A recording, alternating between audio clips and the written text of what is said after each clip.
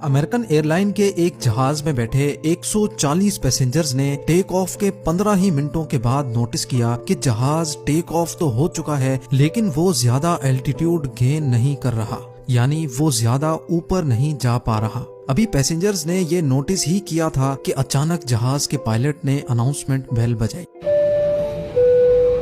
जिसके बाद पायलट ने जहाज में बैठे 140 पैसेंजर्स को एक इंतहाई खौफनाक खबर से आगाह किया।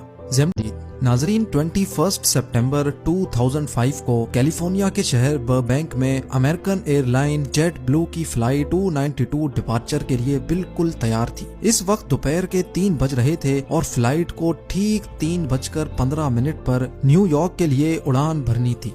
अभी तक सब कुछ प्लान के मुताबिक चल रहा था। जहाज में 140 पैसेंजर्स बैठ चुके थे और एयरलाइन क्रू ने सारा लगेज भी लोड कर दिया था। टेक ऑफ के लिए अगर इंतजार था तो सिर्फ कंट्रोल टावर के सिग्नल का। जैसे ही 3:15 हुए, जहाज के पायलट कैप्टन स्कॉट बर्क को कंट्रोल टावर से टेक ऑफ के लिए ग्रीन सिग्नल दिया गया और ठीक 2 मिनट के बाद यानी 3:17 पर जहाज ने बर्बैंक एयरपोर्ट को अलविदा कर दिया।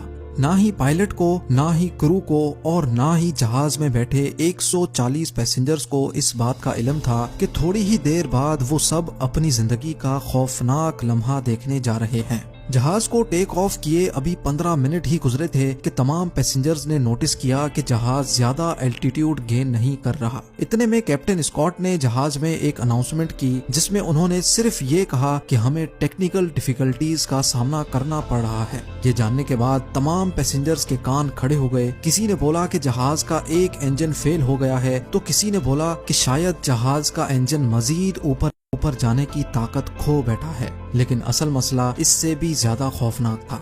जहाज को टेक ऑफ किए आधा घंटा गुजर चुका था, लेकिन अभी तक वो कैलिफोर्निया के ऊपर ही उड़ रहा था। इतने में पायलट ने एक बार फिर से अनाउंसमेंट की और बताया कि हमें लैंडिंग गियर की जानिब से कुछ वार्निंग सिग्नल्स मिल रहे हैं।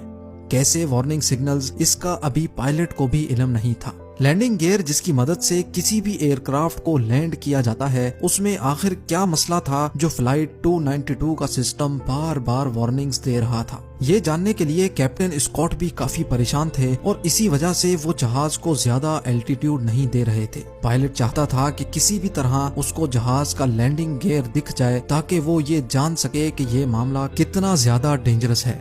ये जानने के लिए कैप्टन ने फ्लाइट 292 का रुख लॉन्ग बीच एयरपोर्ट की तरफ मोड़ दिया और जहाज का एल्टीट्यूड बहुत कम कर दिया।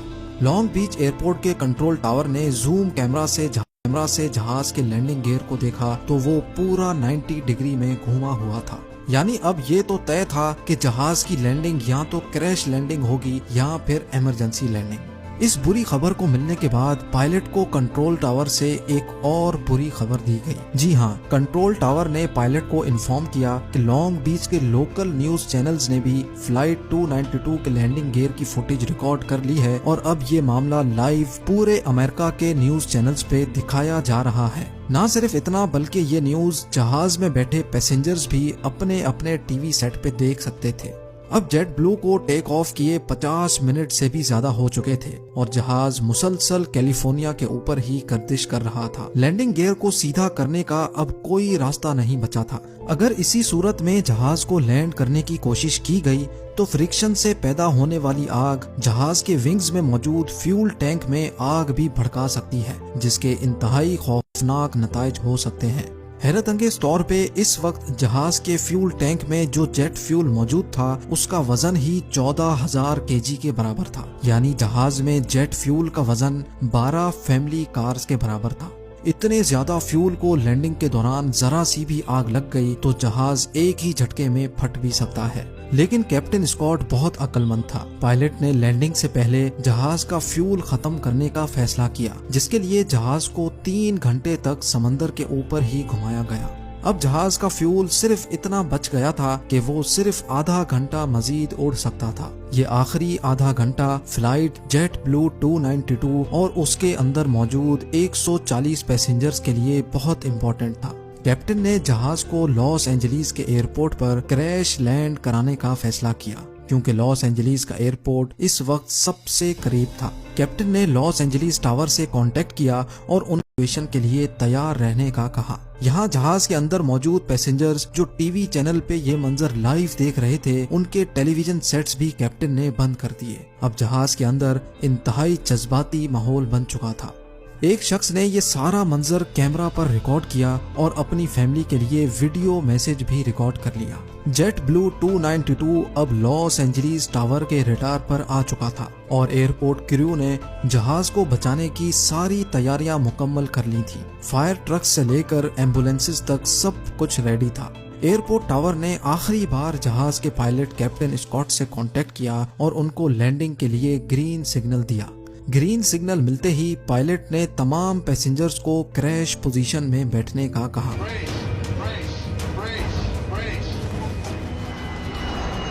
इस पोजीशन में बैठने से कोलिजन के दौरान काफी हद तक बचत की जा सकती है, जिसको ब्रेस पोजीशन भी कहा जाता है।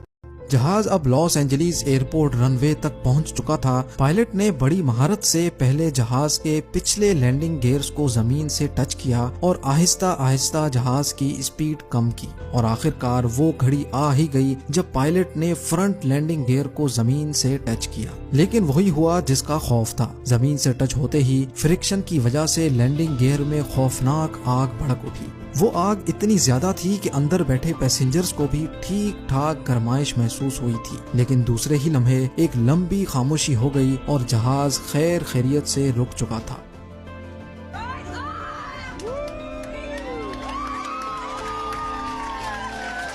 ये वो वक्त था जब पायलट, क्रू, पैसेंजर्स और पूरा अमेरिका जो इस मंजर को लाइव देख रहा था, उन्होंने सुकून का सांस लिया और एक एक करके पैसेंजर्स को नीचे उतारा गया।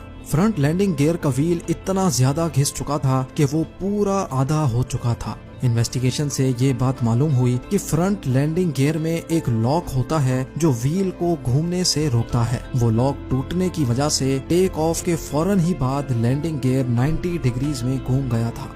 खुशकिस्मती से पायलट की महारत की वजह से किसी एक शख्स को भी नुकसान नहीं पहुंचा। उम्मीद है ये वीडियो भी आप भरपूर लाइक और शेयर करेंगे। आप लोगों के प्यार भरे कमेंट्स का बेहद शुक्रिया।